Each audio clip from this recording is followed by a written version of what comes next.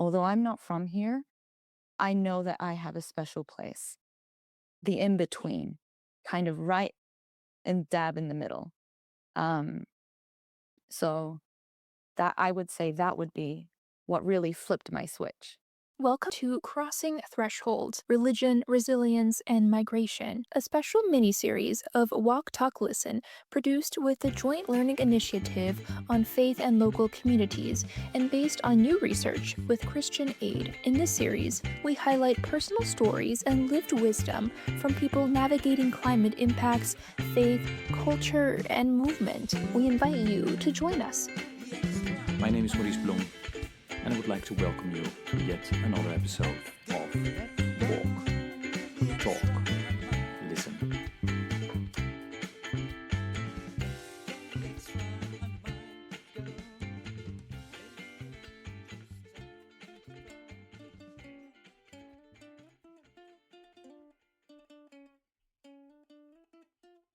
Okay, good day, everybody. This is another episode of the podcast Walk, Talk, Listen of a special series, actually, where we're focusing on a report that my organization, JLI, has done with Christian Aid around issues of faith, migration, and climate. And I'm really delighted with today's guest, who will introduce herself. Hinauri, please go ahead. Thank you so much. So tanse kia ora te whana. Ko Hinauri Nehua-Jackson tōku ingoa with the kamarua o Kitau. No Aotearoa New Zealand rau ko South Korea o Tinia. I just wanted to introduce myself in my Indigenous language from Aotearoa, New Zealand. I am Hinauri Nehua-Jackson. My spirit name, based in Treaty 6 territory, is Kapiska Mahigan Isku Onitsigason, which translates to White Wolf Woman. I'm a proud global Indigenous advocate advancing the rights of urban Indigenous youth across the globe, making sure that we highlight and focus on local Indigenous youth and making sure that our voices and spaces are applied in all walks and all aspects of life. Yeah. And my audience knows that I really like also introducing of different languages. I mean, if it's not only as a realization that very often we assume English, everybody understands English, but not for everybody it's the language where they can express themselves Yeah. properly. So I very often myself then start talking in Dutch, and then people, in the English audience, they look at me like, "What's happening here?" But it's important in terms of I think also as a metaphor for we have different perspectives, and Yeah. you might not always agree, but at least you need to realize that, and especially in this world where a lot of polarization is going on, to understand. Maybe need to know a little bit more about each other's context. So also, I would like to do that today. So you have a very interesting background, right? Because you're living in Canada Yes. at the moment, but you have ancestors from all over the place almost. Yeah, tell a bit about that. Yeah, of course. For clarity, I am a proud Māori South Korean woman. I was born and raised in Aotearoa, New Zealand, which translates to the land of a long white cloud. I'm privileged to say I am a second generation of the Māori language movement, which encouraged Māori youth to have their rights of being revitalizing their own culture and language in public education. Because of that, I've also had the privilege of having fortunate connections to international elders across Turtle Island, Canada, as well as the Americas within the continent. And because of that, I have grown up with such a privileged Indigenous perspective of the diverse yet similar ideologies that Indigenous people from across the globe have in general. And because we did fall in love, my mother fell in love with an Indigenous man here. And in all honesty, I came to Canada because I saw it as the Western world, as a brand new experience and something that I could dream bigger as a small town Maori woman, as a small town girl. So I leaped for the opportunity to come here not knowing any English, Good. only knowing Indigenous languages from my small country, but being still proud that I could say, at least I am Maori through and through, no matter where I reside. And because of the fortunate connections that we had previously to Indigenous elders who raised me within the Indigenous cultures and teachings from the First Nation community that I'm based in Alberta, Canada, um, not only did I grow up with my own Indigenous language, but I also had the privilege of two Indigenous languages around me, not only in the household, but within the community. I don't see myself as a normal immigrant of Canada because I see my perspective, my growth, as well as my overall experience on Turtle Island to be more heavily culturally indigenous from the indigenous people in Canada. And to me, it has provided me with such a diverse perspective of the importance of Canadians and indigenous community walking side by side and not separating them by labels.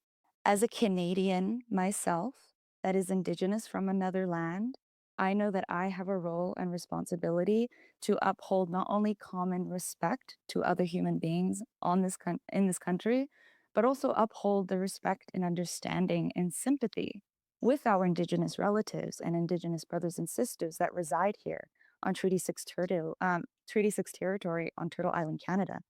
And because of this diverse perspective, it has advanced me in national engagement across the government of Canada and the provincial government of Alberta and the most conservative province in Canada.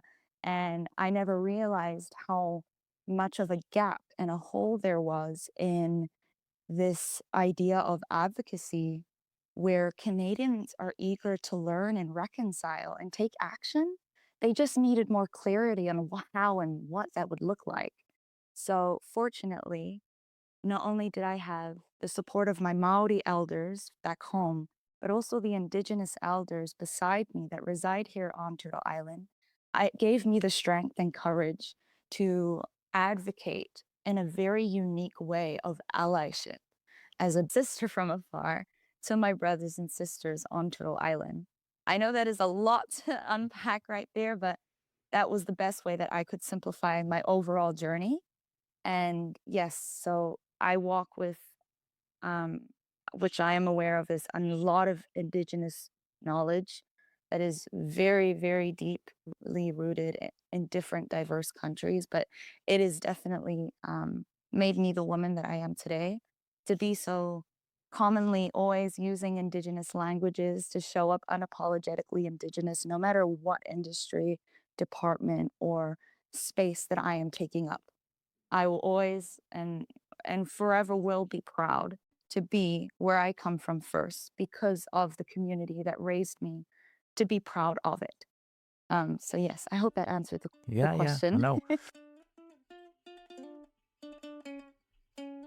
And it's pretty impressive, considering your age, because what you already have done. And I would like to hear you talk about that. I mean, from because you have your own business, you're active in fashion and the Mm, yeah. arts in general. You have so many things.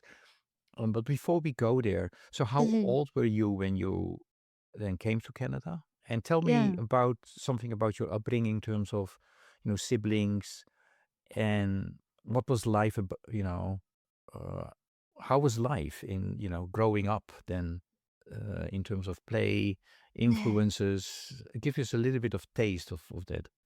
Yeah. I came here to Canada because I truly saw no future in New Zealand for me. I felt like Um, I dreamt, and I dreamt every single day being in New Zealand that I could be bigger, that I could do more.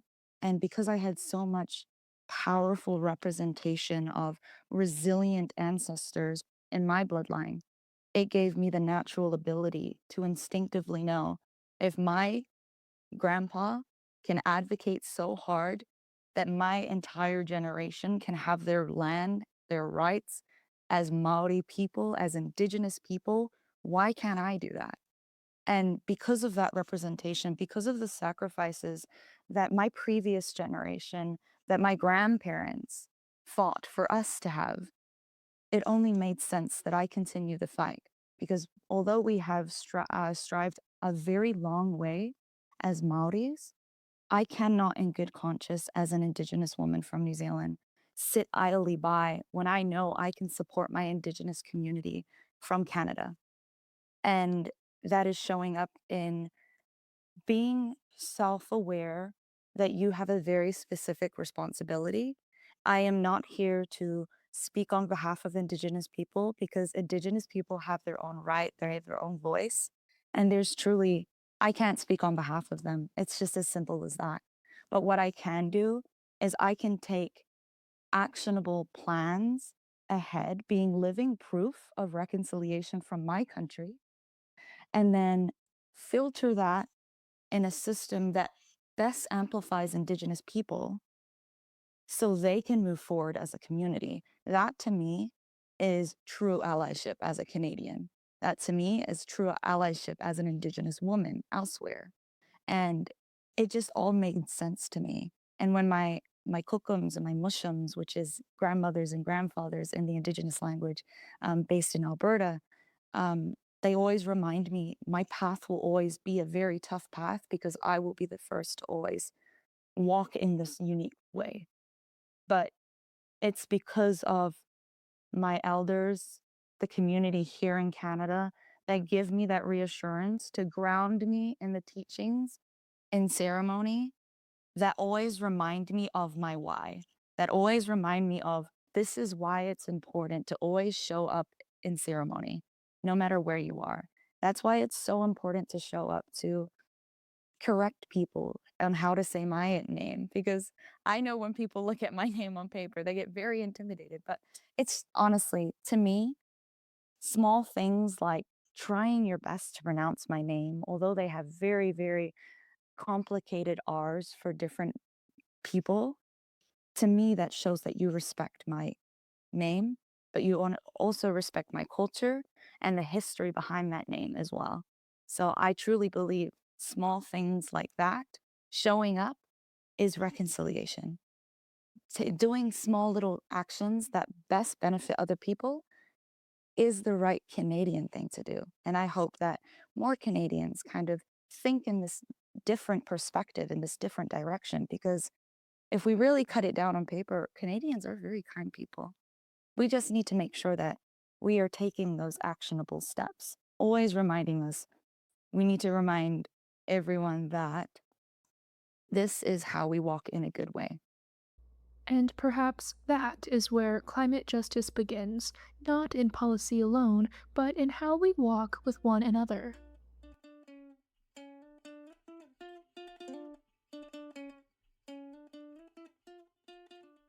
Doesn't matter where we come from. At the end of the day, we're still people. We bleed the same color. We're just uniquely different. And I think the more we start to realize that, the more it starts to kind of humanize things. Because I understand that the Indigenous label is a very separated ideology, such as Maori or Polynesian or Asian or Black. And we have all these labels. But if we really strip it down, like bone dry, we are still just human beings walking on this planet. We are just uniquely different all across the globe. And that's what makes humans beautiful. And I know that was a very long question to ask. I'm so sorry. No, no. I no, thanks for that, Hinauri. Um, if you look back, right, in terms of this journey, how old were you? And in terms of when you start realizing that you had to walk this path, was there a moment, or is it a result of a series of encounters? Um, Mm, I think, yes, definitely. Because once again, when I immigrated here when I was 11, I didn't know any English. I didn't know, I mhm, knew hello and goodbye, yes and no, mhm, and washroom, of course, because I came here in the elementary system, in the elementary Canadian system. So I was also a part of the Canadian system in junior high and high school. Um, so of course, I wasn't too worried about learning English in the whole Western ideology aspect because English is everywhere. I knew subconsciously that I would always learn it no matter what. My priority was I need to find a community that will love me unapologetically, that will welcome me in, fully knowing that we're the only Polynesians in this province, fully knowing that I am the only Maori in this city, in this grade, in this moment. And I have never felt isolation like that in my entire life. Migration, as the report underscores, is not only geographic movement, it is social, cultural, and emotional displacement.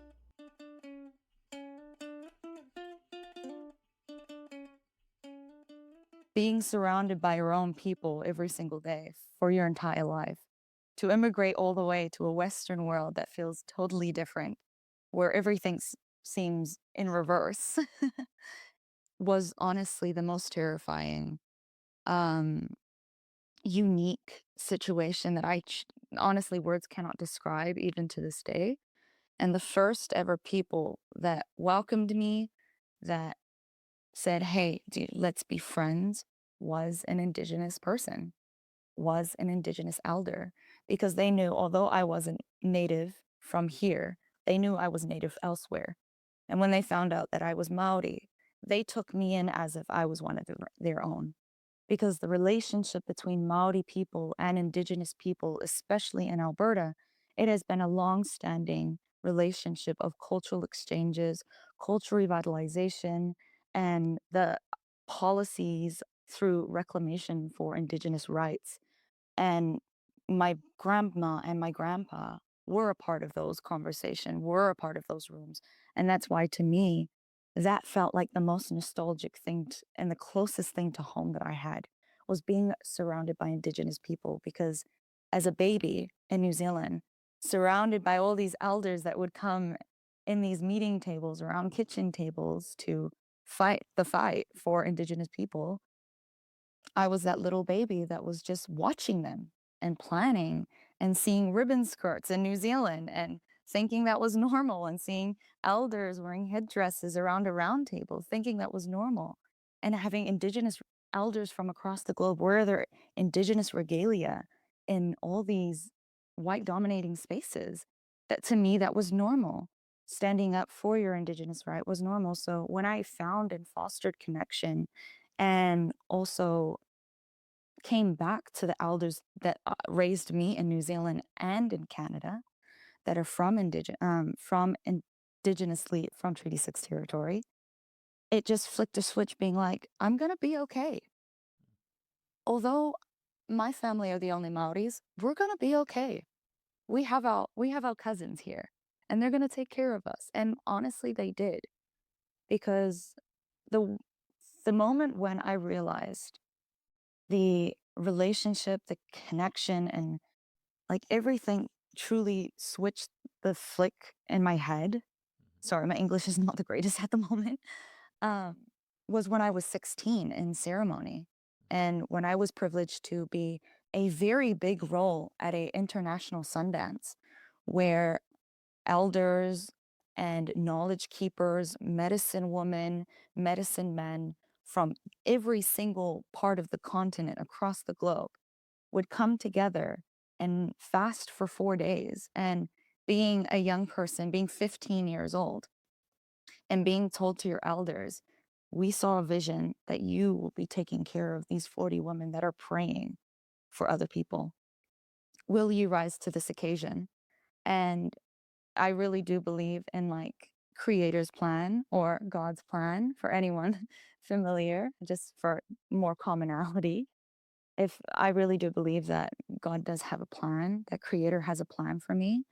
Um, and I felt my spirit shake and move, that I needed to perform, that I needed to act the service that I had to give back to my community.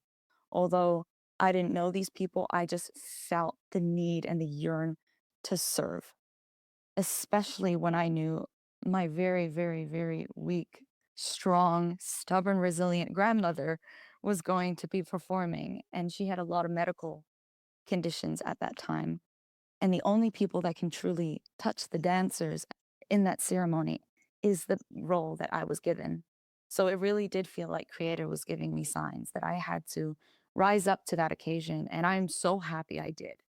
I truly am so happy I went to that ceremony because it really did shifted my entire perspective of how to move forward in life. Um, so being on the land, being disconnected to technology, being disconnected to city or any urban life, being in just the plains of Alberta with a ceremony and you are miles away from any road and your whole role during those 4 days was to literally wake up day in and day out to just serve other people was the best experience I've ever had as a young person. And no words can truly describe it because as a Maori woman, Maori youth are taught that the one thing you should do as young people is you always have to respect your elders, respect the knowledge keepers, and respect the whole community that raised us because it does take a village to raise a baby. And also in the Cree ideology, there's a very similar teaching called Wakotouin, the interconnectedness of living and non-living things. And having those connections cross-cultural, although we are so far in continent, having those principles still interlocked from diverse Indigenous communities and having that moment to sit and think about that when I was 15 just flipped everything where I knew this is exactly what I was meant to do in life.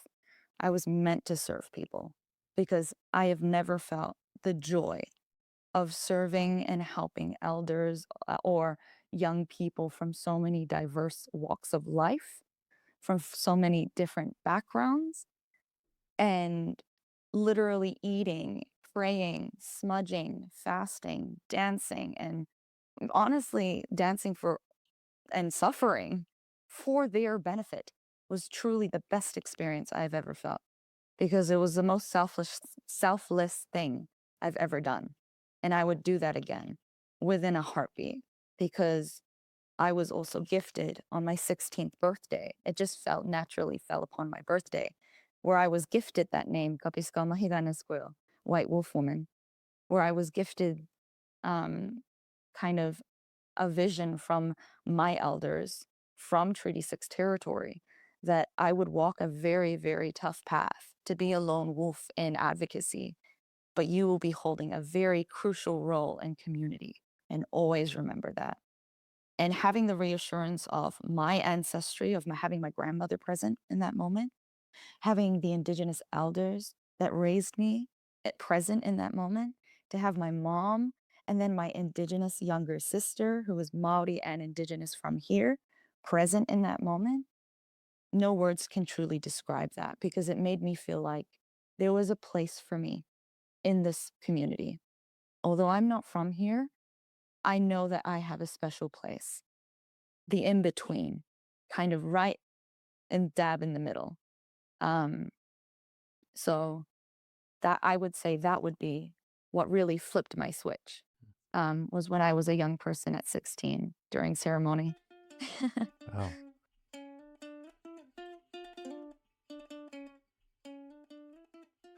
And you mentioned already, the walking in between worlds.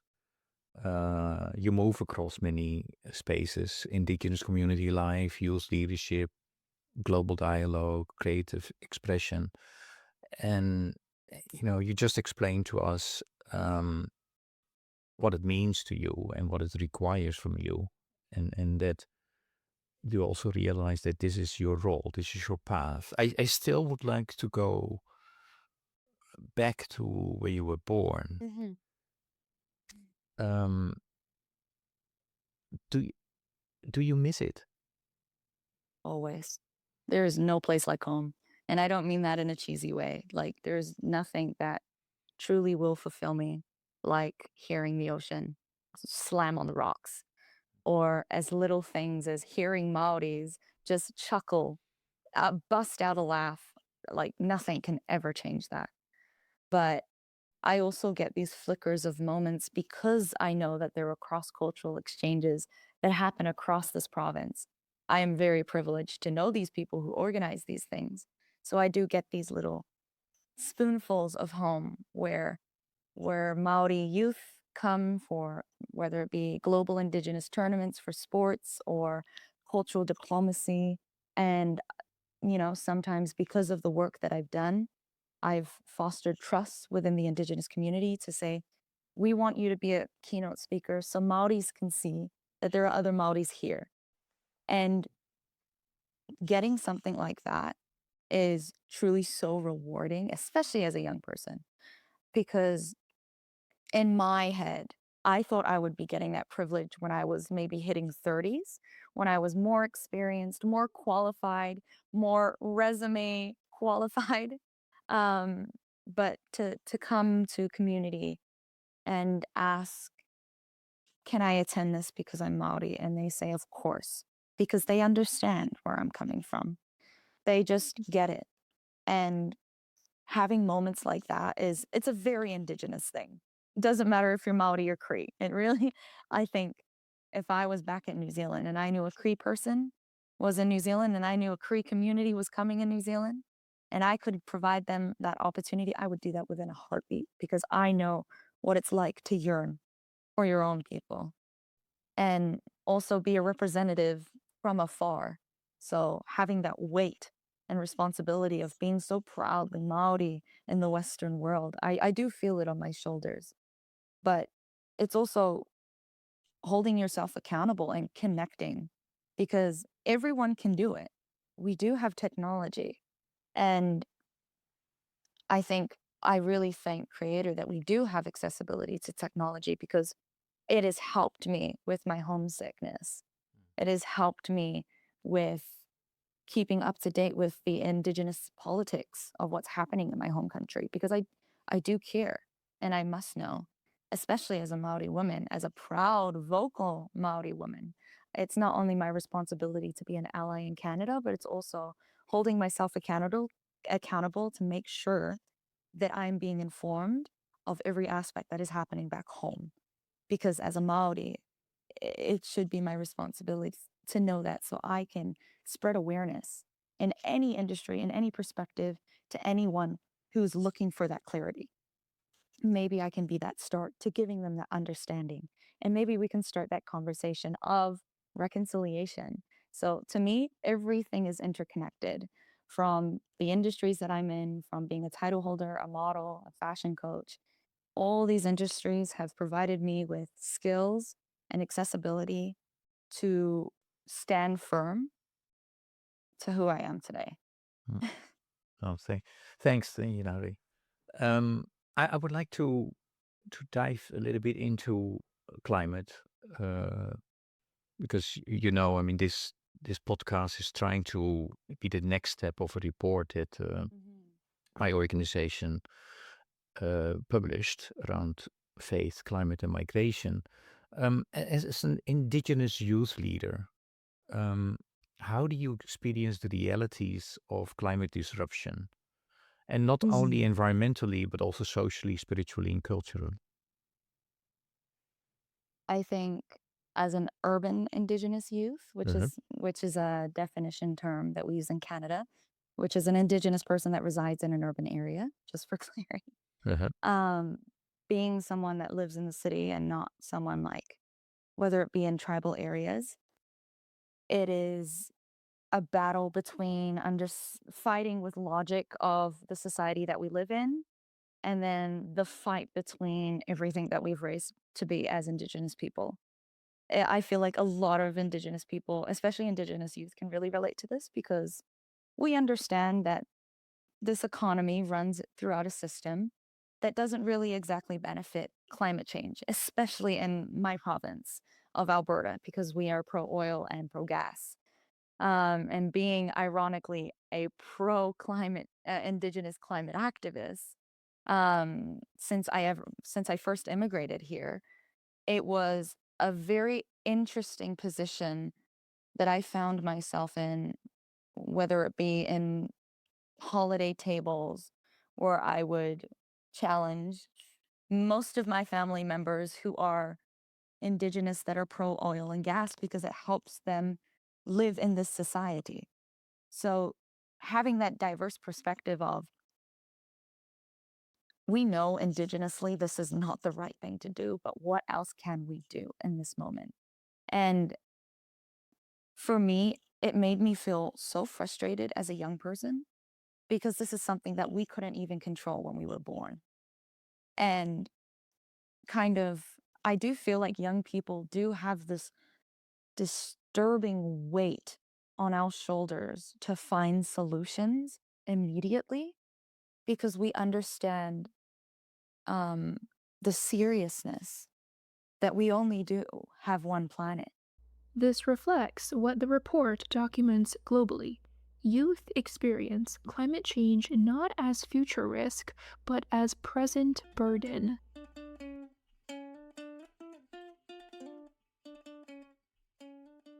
And culturally, in our spirituality, in our teachings, in our languages, and how we were shaped as people, the land is interconnected with our spirit, mind, body, and spirit, no matter what.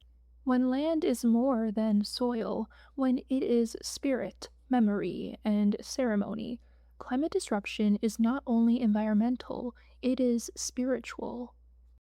And to reframe it back to Wakotouin, the interconnectedness of living and non living things.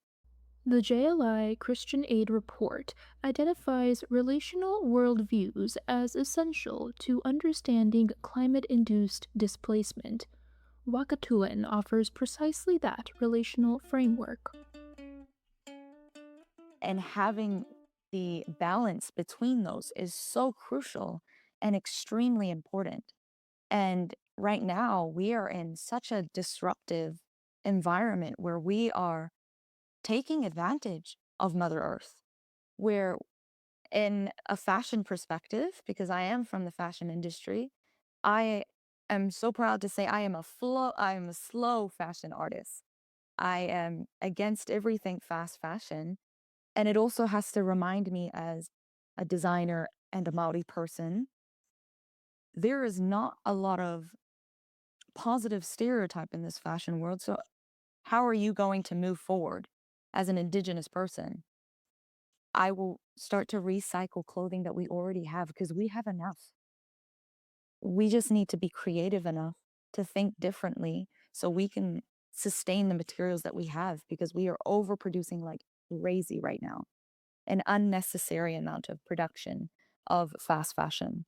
And as Indigenous people and so many Indigenous designers here in Canada, they follow these teachings in a modernized way that also sustains them as artists, but also shows representation and their way of how Indigenous fashion has been since time immemorial. Because fashion in Indigenous cultures is sustainable and it always has been eco friendly, or it has been given by Mother Earth through animals or through plants or woven through Indigenous techniques to sustain and withstand any temperatures and, well, any occasion in life.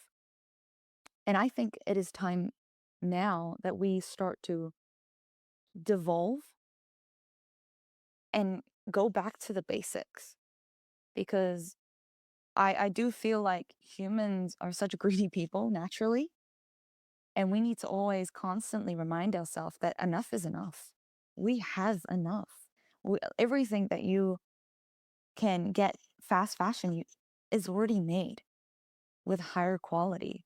So it's just having that little shift of perspective can make extremely big actions towards a better climate, a better planet, and a better future for the next 7 generations.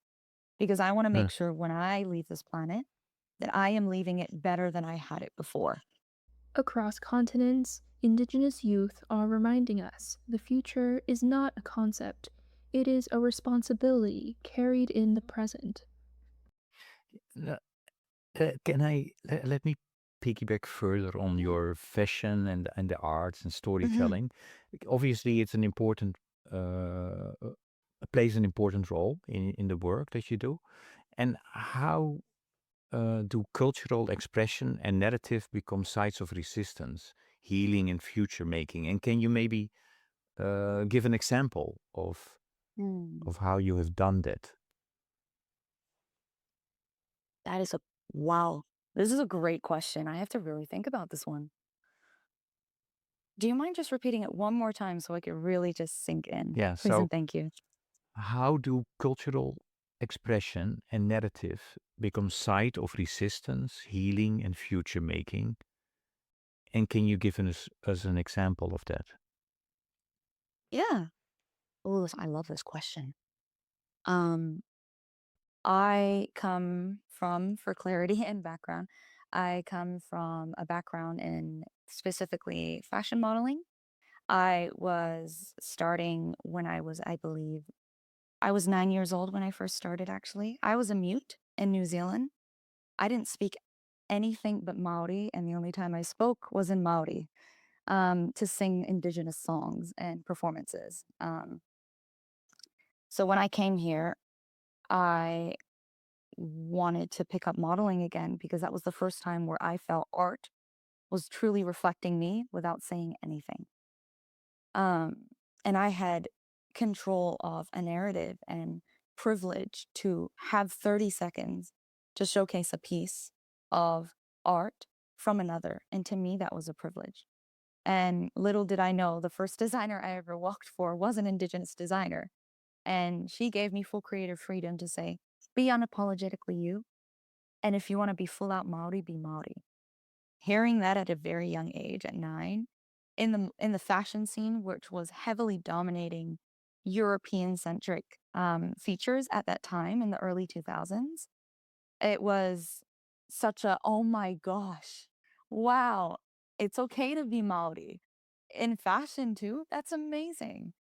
And when I immigrated to Canada, I realized I'm in the Western world, I'm in the Americas continent, which means I'm in the land of dreamers.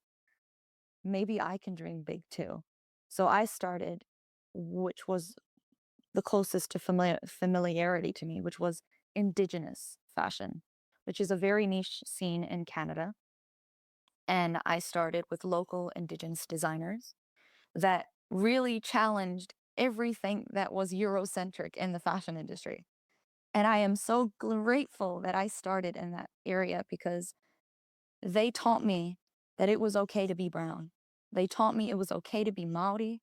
They reminded me that it was okay to be unapologetically Indigenous no matter what industry I was in. And being raised in a fashion industry like that, specifically Indigenous focused, Indigenous heavy, and Indigenous forward, it made me feel proud to show up to be indigenously Maori and representing and serving the people that gave back to me. So, how I think it makes an impact on community, and how I give back to the community here is I am a co-founder of an Indigenous Fashion Week here. And I am very proud to say that.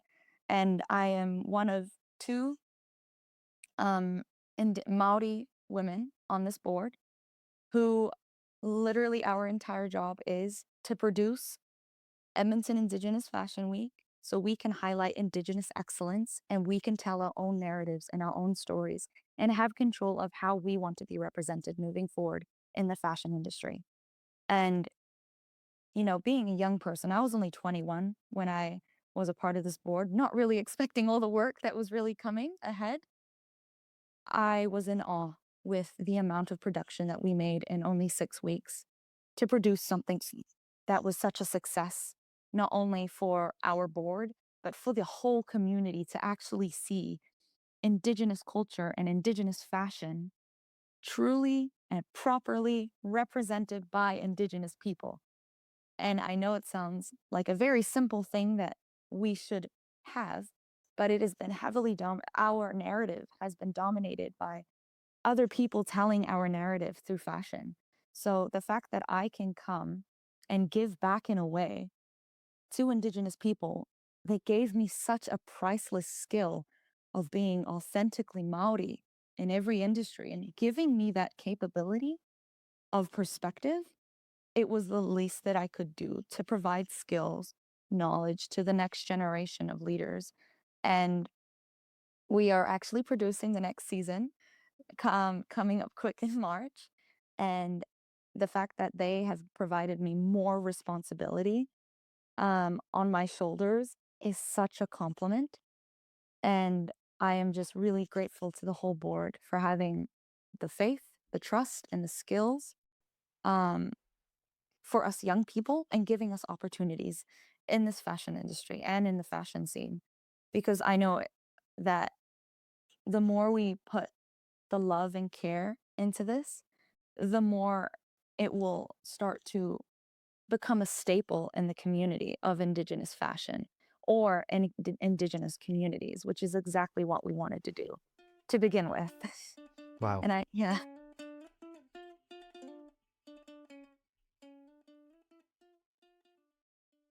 That's very impressive,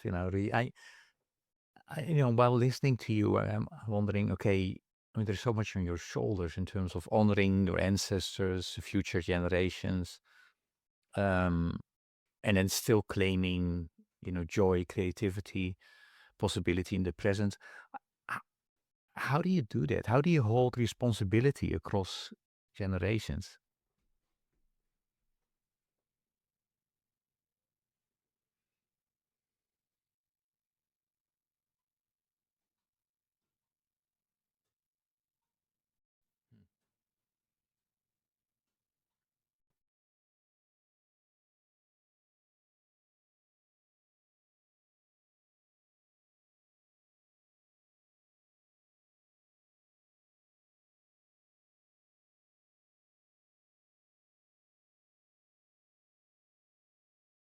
Saw the education system falsely portraying my people in the education system as well as the Indigenous people. And because it was about my people, I completed that whole subject very quickly and very early. And all these teachers just looked around being like, we need to give her something to do. She can't just sleep in social studies and every single day just because she completed it in a week.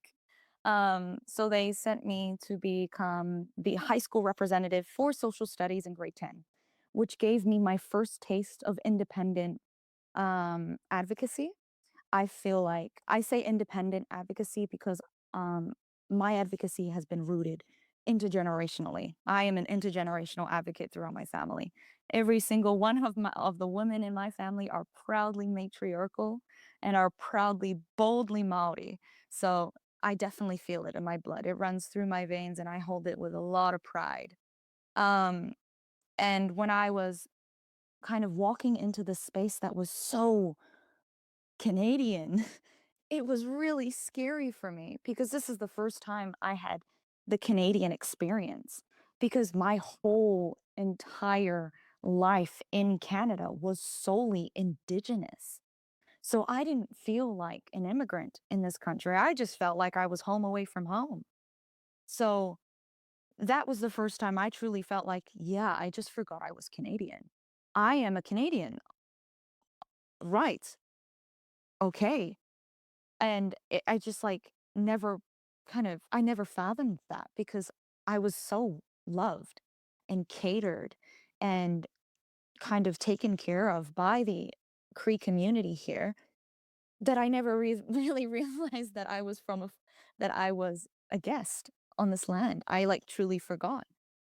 And when I sat in these rooms and hearing the way that they communicate and speak about Indigenous people with such alienization, honestly boiled my blood more than words can ever speak. Because to me, they're like my relatives from afar. They're just human beings. For me, they are like the people I go to if I need a cup of sugar to make cake. Um, and to hear all these diverse people of colors from across the globe come as Canadians and show up as Canadians, but not including the conversations of Indigenous people telling their own narrative was the most confusing thing I have ever experienced in my life. And having globalization be an example with Maori people when no Maori people were witnessed or a part of the policy process of implementing this in education system, I couldn't stop but laugh. I truly thought that this felt like the most third world thing in a first world country that I have ever experienced. And I couldn't stop but laugh. And everyone thought that I was crazy. And I chuckled and said, "How are you speaking about people that are not even in the room?" Silence. "How are you speaking about my people, Maori people, me, and have the confidence without doing proper research?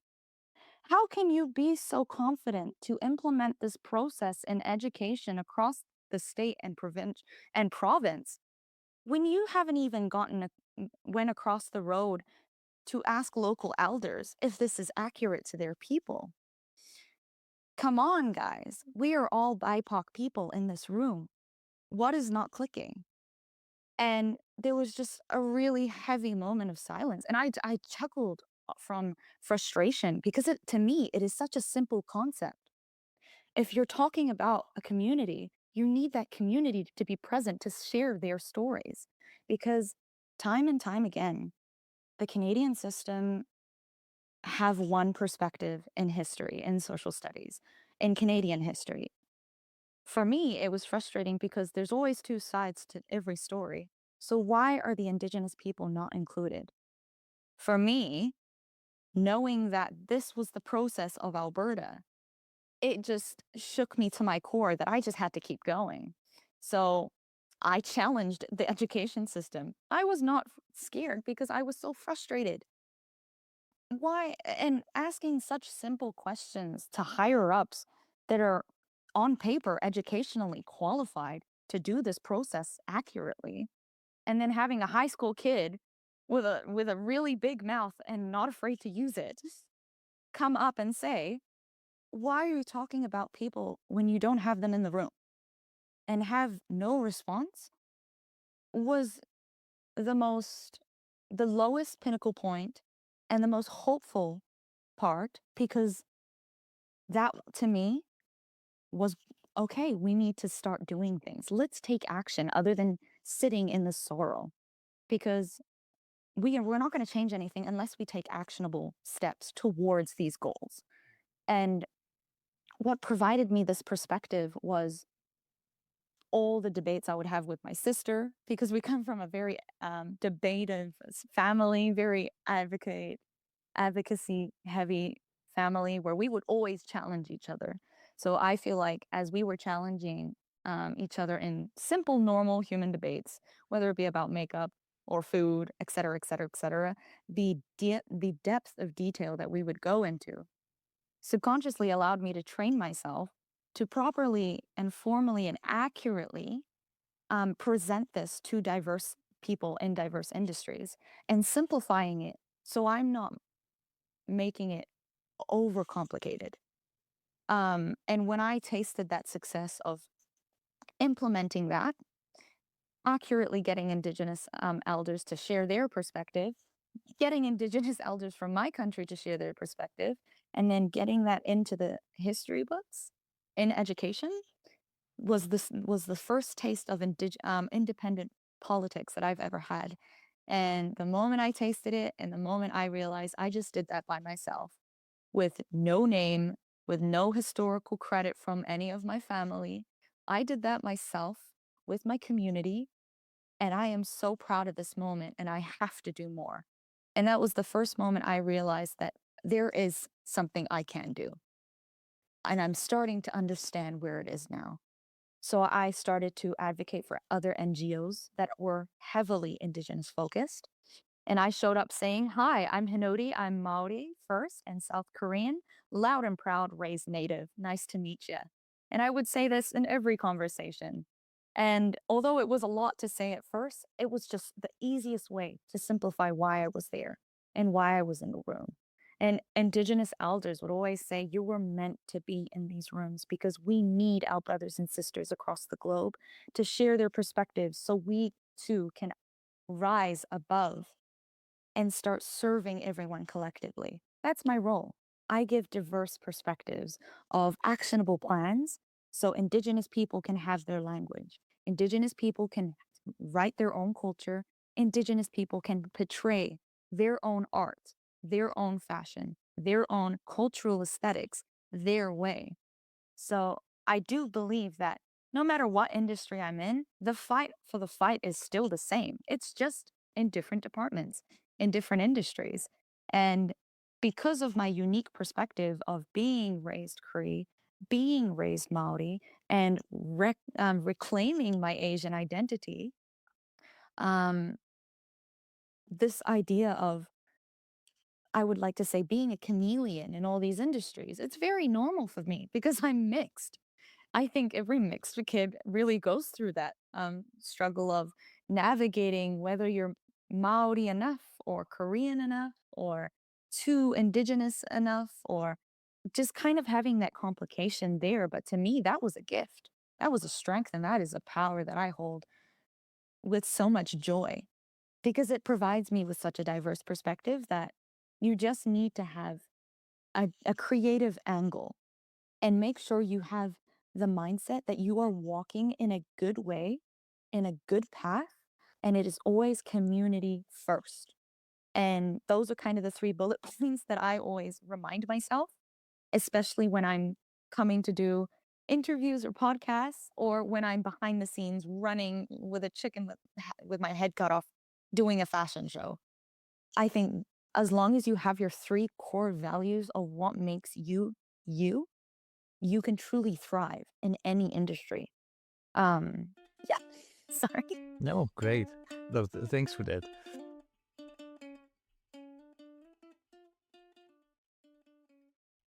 I really appreciate it. And the first part of that is connecting people. And that's what I hope also this podcast is contributing to.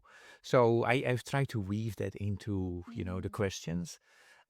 So I always allow my guests to come up with a question for the next guest as a first connection. Yes, of course, we are Ooh. connected. You're connected with the listeners, but I'm going to connect you now with the previous guest. And the previous guest actually cheated a bit because I came up with two questions for you.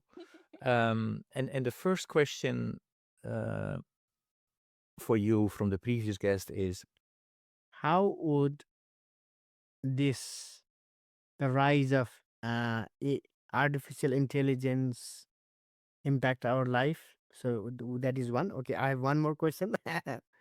I'm worried about these real geopolitics these days. I'm really worried about how the United States is taking out all these hands from these UN agencies, and they are taking out their support on these big organizations where they used to have a big funding. So my question would be more through a development approach, like how will the world move ahead with these geopolitics, with this fund crunch, and with these big countries dominating, those big powerful countries dominating the small ones. So two questions. So these two things are coming in my mind because now it feels like we need to get worried. We need to be worried about all these things. We need to be prepared for all these things. Hmm. Holy moly, that's a jam-packed question. can do a PhD study on that. Yeah. I'm Uh, saying, like, my brain is going 3,000 miles per hour right now. Um, oh goodness. In regards to the topic of AI, previously I came from a tech background. I used to be an ethical hacker. Um, so kind of coming with that kind of perspective in mind, I think AI is a good tool, but humans need to have discipline and restrictions on how to use it. For example, I use AI so I can capture historical documents a lot quicker. Because for me, I am very hungry to learn more and more and more. I truly believe that you never stop learning until you pass to your next life cycle. Um, so for me, I think AI is like a quick accessibility to information. I refuse to use it as a tool for any creative art, for anything that portrays anything indigenous. Um, Especially as an artist myself, I refuse to use any sort of AI Photoshop on any of my photos either. And I think it just sticks to the principles of being indigenous. because as a representative and hopefully as a future and brighter public figure in Canada, I want to make sure that I'm showing up unapologetically and authentically myself, because when I become the person that I want to become in the future, I can be proud of the history of my social media or of my photos or of my previous work in these departments, that they were showing my authenticity, that it wasn't betraying anything hyper unrealistic. Because even if I'm singing, or even if I'm modeling, or even if I'm performing, I need to make sure that it is to my standard of what art is, which is raw and authentic and anti AI, because it dehumanizes the process of creativity in my perspective. Um, and as Indigenous people, we are very excited for AI, but we're also very fearful. So it's that beautiful balance of what is humanity going to do about these things? How are they going to use these tools?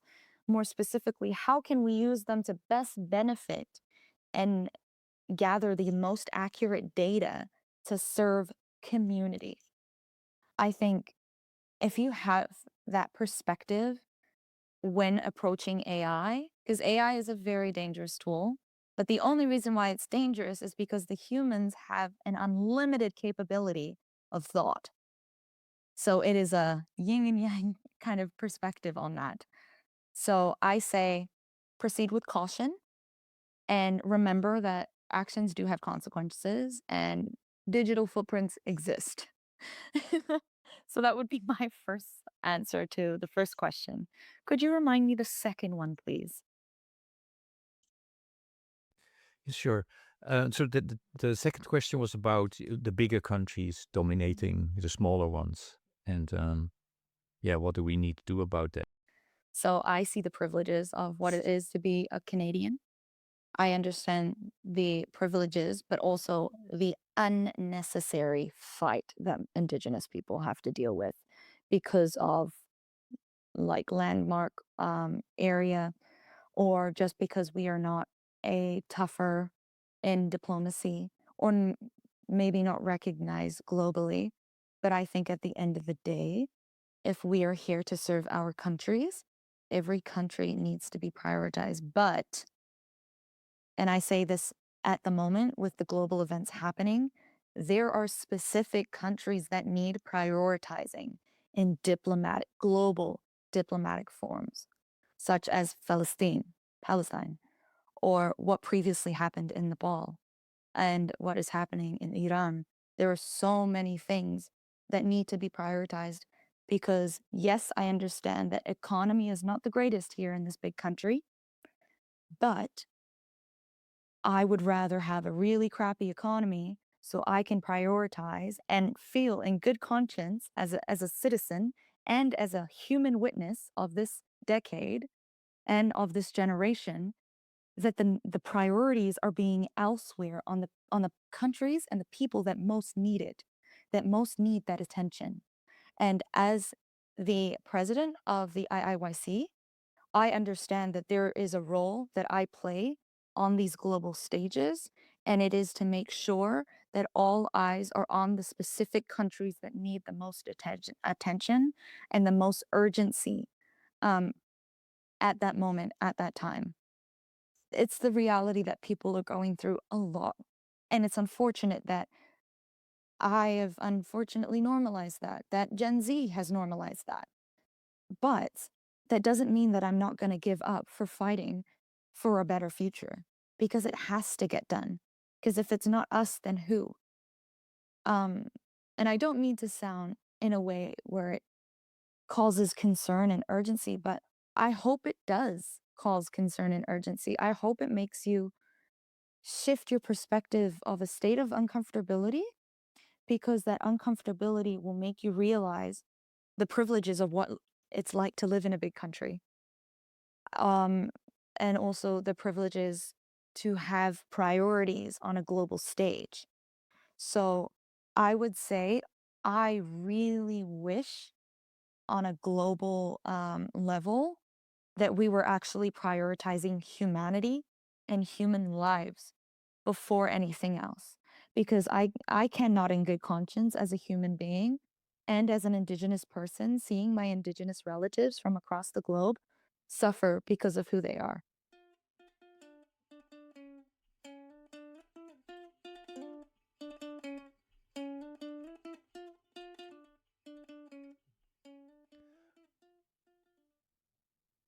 Yeah, so no, thanks for that, Reed. So we are looking at, if we look around the world, there are some pretty grim situations going on. Before I ask you, by the way, to come up with a question for the next guest, I would like to ask you, where do you still see hope? That is a great question. I see hope in my little sisters, like my sister Sydney. I shouldn't call her little, she's taller than me, but my little sister Sydney and Nikita, Cree, all my wonderful siblings, they bring me hope because they are more joyful, they are more happy, they are more free. Not only that, but because we're so close as a fauna, as a community, as a family, I know and I can witness the change that is happening right in front of my eyes because I can see my Cree Māori sister have accessibility to her Cree language. And that is not something a lot of Cree kids can say. The fact that that is normal to her, that she can practice ceremony in both cultures that she resides, both Māori and Cree, with sisters who practice the same culture to normalize that in her life, brings me hope. To have so many Albertans um, come to me and so many Canadians come to me with so much passion and eagerness to learn how to be a better Canadian and how to serve as an ally to Indigenous people and walk in a good, better way, in a more intentional way with community brings me hope. I think it's always about perspective for me. I truly believe that your mind is the most powerful tool that Creator has gifted us. And I have walked the path of thinking negatively and it doesn't turn out well for me. So honestly, I choose to be hopeful. I choose to do the next right thing, even if I fail 1,000 times in front of public. I learn. Okay, maybe I'll get it 1,001 times. Failure to me is not exactly something I'm afraid of because I know in the longer run, I'm going to be experiencing so many amazing things if I develop myself as a person so I can show up better the next time for community. Because I truly believe this. At the end of the day, I wouldn't be myself if it wasn't for the community that raised me, that reminded me that it's okay to be who I am, to have such a complex story, to come from so many complex industries and all of them unanimously from all different walks of life, from all different tribes across Canada and say, yeah, she's okay. She's good. She knows what she's doing and we trust her. No words will ever express the humbleness I felt when other Indigenous people from across tribal areas of Canada and across reservations and settlements from their own Indigenous lands and territory, when I show up to them breaking bread and reconciling and saying, yeah, you're walking in good medicine. That is a compliment that truly will never be better than any other compliment I'll ever have. And to me, that brings me hope. I think so. I always bring it back to community. I always thank my community 1,001 times because they are the reason why I am so proud to be who I am, authentically who I am, no matter how uncomfortable it may shift other people's perspectives. But I hope it shakes them in a good way so they can start reclaiming where they're from as well. Because at the end of the day, I just want to make sure that I'm showing up the way I want to show up, whether it be Canadian, whether it be Maori, whether it be Korean, whether it be Native. It's just making sure that I'm doing it the proper, right way that affects people positively.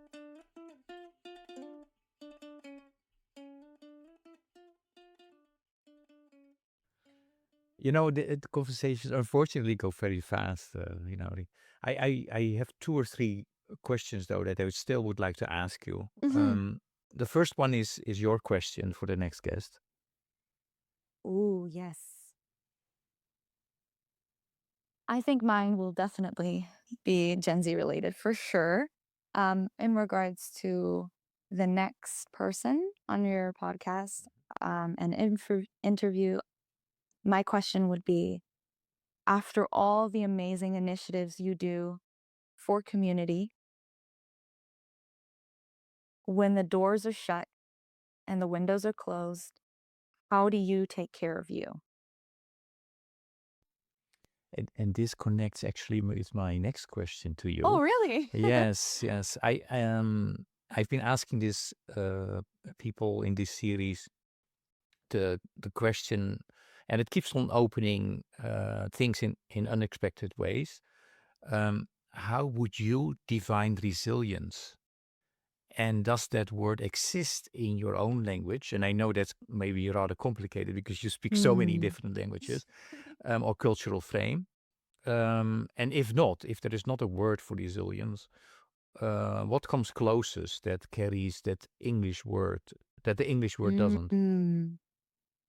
Ooh, Maurice, you are great at this. I think resilience has been a word I've heard my entire life, thanks to my beautiful mother.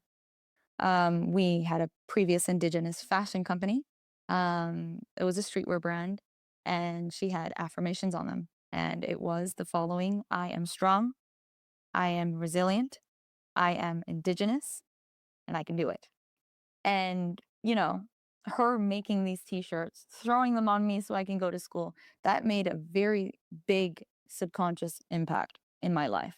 Because as a young person, I'm not thinking about what's written on my shirt, but seeing it constantly and as a reminder, like I really do thank my mother for that because she implanted the seeds of myself today.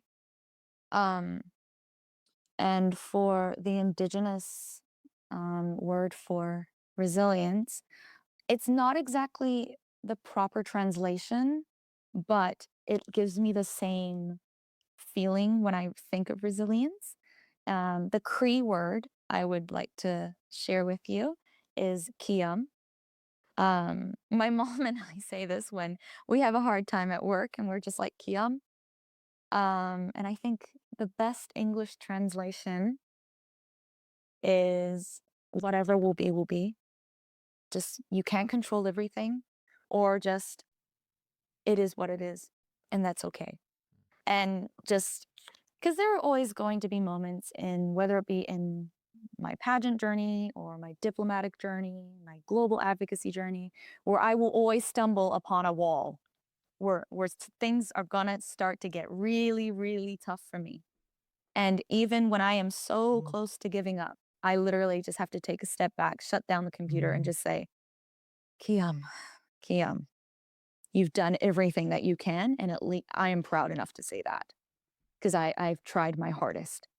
And even if I lose now, I can confidently say that I did my absolute best. And I can live and I can sleep confidently knowing that. um and in Maori, let's see, resilience. Also not a proper translation for resilience, Uh-huh. but also sparks the same energy would be wairua or mana, um, which is a translation to literally just strength, energy, or spirit. Um, as you can see, I'm very spiritual when it comes to things, and I'm very heavy on leading in that way in any room, any industry, or any foot in the door that I'm in. Um, so I would say Kiam and then just contain my wairua, which means control my own spirit at this time, because I cannot control anything in this world but myself at the end of the day. I cannot control people, I cannot control circumstances, I cannot control majority of the things that happen outside of this world. What I can do is I can control how I portray, I can control how I impact people, I can control how I walk in to community in ceremonies, in smudging areas, or in diplomacy, knowing that I will do my best, that I will do that unapologetically brown, and also coming in a kind, good way, walking in good medicine. Because these principles, these teachings are interconnected with every single Indigenous culture around the world. It's just said a little differently. Talking about your walk, your journey, if your journey had a soundtrack or a song, a rhythm, Ooh. or a sound that carries meaning for you, what would it be and why? I think it would be a remix, like video for sure. Um, would be heavily country because I am from Alberta, loud, proud, but also having powwow drums, hidden ceremonial aspects into it, and having Maori karanga, which is a Maori cry or call. Um, and then having hip hop because I love hip hop and R&B. I don't think I fit in a category, and it really does portray within my work. So I really do feel like I'm just like the DJ and I'm mixing different tracks. And for some reason, they all work. Great. My last question for you is if there are listeners working in policy, faith spaces, or civil society could take one small but meaningful step towards solidarity with Indigenous youth and communities, especially those facing climate pressures, what would you invite them to do? Take the first step. Connect with culture, connect with the community. They will not bite. They will just laugh so joyously and make you feel like welcome because honestly, we are all Indigenous somewhere, and that includes Europeans. And a lot of people forget that. We are all Indigenous somewhere across this world, and that's what makes us beautiful. And we need to start normalizing that and normalizing individuality, but also saying confidently and putting into action diversity, but also being inclusive. And that means showing up in spaces where you can have a cup of coffee with Indigenous community members. That's reconciliation in of itself. Talking about how you want to change and be a better Canadian, be a better American, or be a better human is the good steps and the right path. I think the more you show up, the more the people will start to notice and the more they will start to open up to you. I think communication and taking the leap goes two ways. And I understand that it's quite vulnerable to show up in an industry, in a community that you're not exactly born into. Apologies. Um, but also show up raw and real. But you'll start to realize with all these amazing labels that make us individually unique and different, we're still just human beings. We still just want to live equally throughout this world in this generation. And we just want to be recognized and heard, and our stories portrayed by our people. And that's all we really ask for. And I hope that this sparks a lot of joy, curiosity, interest, and conversations with other people that have a newfound interest in learning more and fostering connection. I would say definitely reach out. I am very happy to help you foster connections with Indigenous people. It's my favorite thing to do is just seeing other people from different walks of life connect with Indigenous people. It just makes both of our lives easier. And it also makes me, as a Canadian, always think, and this is what I always tell myself when I am in advocacy roles, as a Canadian, how do you feel about the government when the Indigenous people are being treated less than people who are welcomed into the country and haven't sworn on the flag. And I just always remind myself that. Um, and that's just a really good constant reminder for myself to say, yep, we did a great thing right now, but there's still a really long way to go. And I can't do this fight by myself. And it doesn't take much effort. It just means that you're walking kinder. You're learning about another beautiful culture. You're welcoming in more diverse, beautiful perspectives that could probably help uplift your communities. And you might never know that. So I urge you all, go say hi to your local aunties, go say hi to your local elders. And they're most of the time more willing to share their perspective, as long as you do it in the right, respectful protocol and cultural way of their teaching. So it shows that you are showing up and you're showing that you are taking the actions towards a better way of living as people. And I hope that answered the question. Yeah, no, you did. Yeah, I would like to thank you for, for who you are and what you do. I asked you many questions today, and I'm so thankful that we were able to connect. Is there any question that I did not ask you today that I should have asked you? Um, I mean, would you like to know anything else about the different industries I'm in? That's just in case you wanted to know, not to be like boasting. Sorry. No, This is no, just a really hard way of like asking the question. I'm so sorry. no. So tell us a bit about. Yeah, why Oh, don't you do okay. that? Thank you. Um, so I come from, of course, a very heavily Indigenous background. And I'm proud to kind of be a chameleon in many diverse industries. But the root area of every industry that I'm in is to make sure I show up in a kind and positive way, because I really do believe that energies are very important. So I believe I'm in diplomatic spaces, I'm in global advocacy, as well as national youth advocacy here in Canada. I'm also a provincial state title holder, international model, um, as well as a model coach. So I help teach confidence workshops to young Indigenous youth all across Turtle Island, where I go to their Indigenous territories across Canada and make sure that they use modeling as a way of empowerment so they can walk confidently and unapologetically who they are.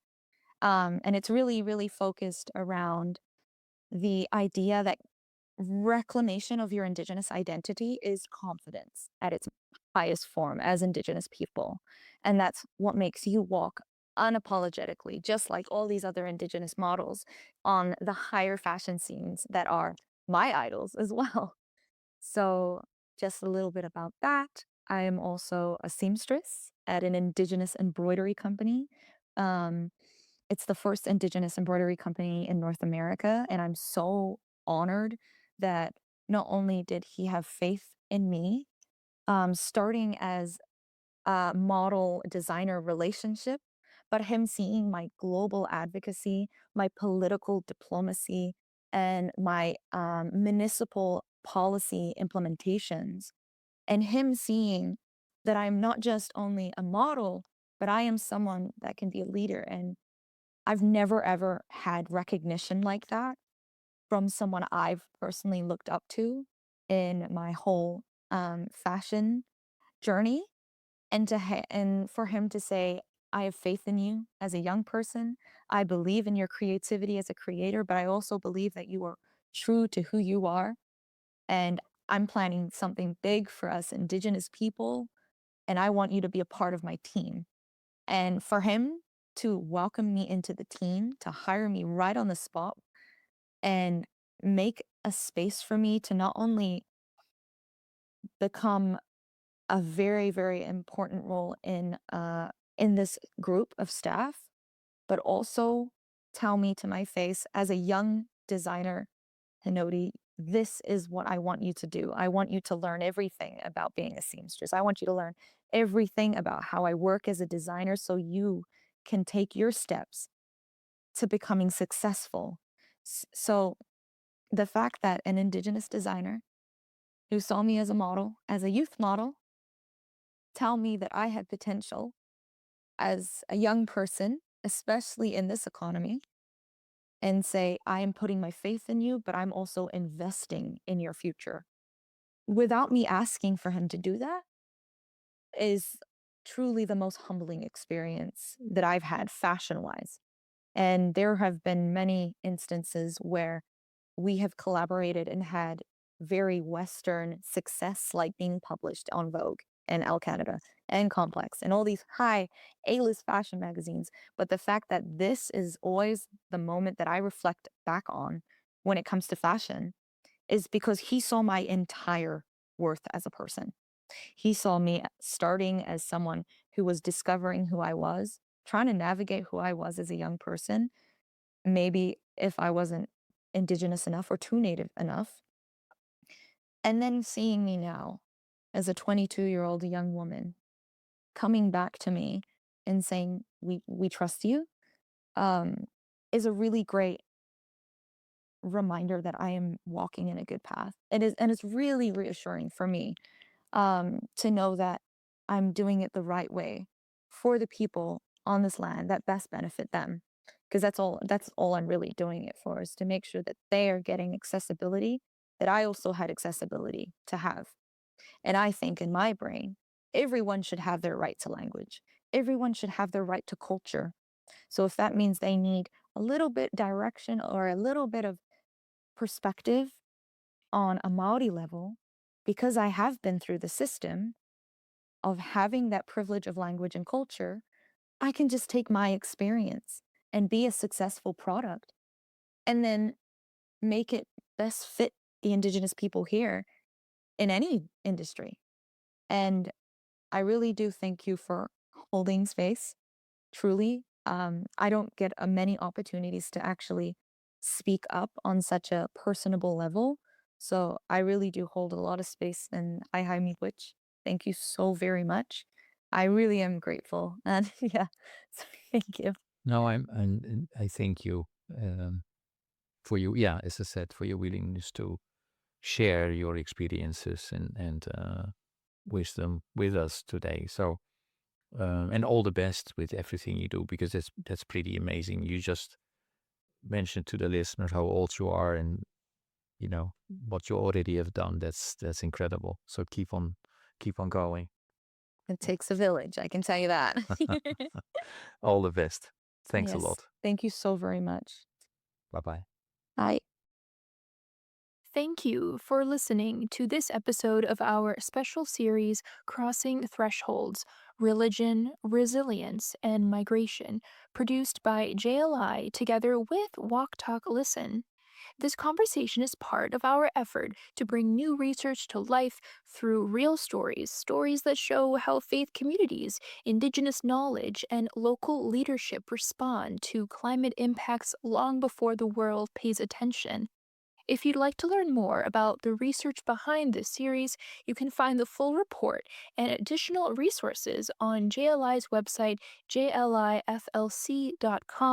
and Christian Aid's website, christianaid.org.uk. You can also listen to more episodes at walktalklisten.podbean.com or on your favorite podcast platform. Thank you again for joining us, and we hope you'll continue walking, talking, and listening with us in the episodes to come.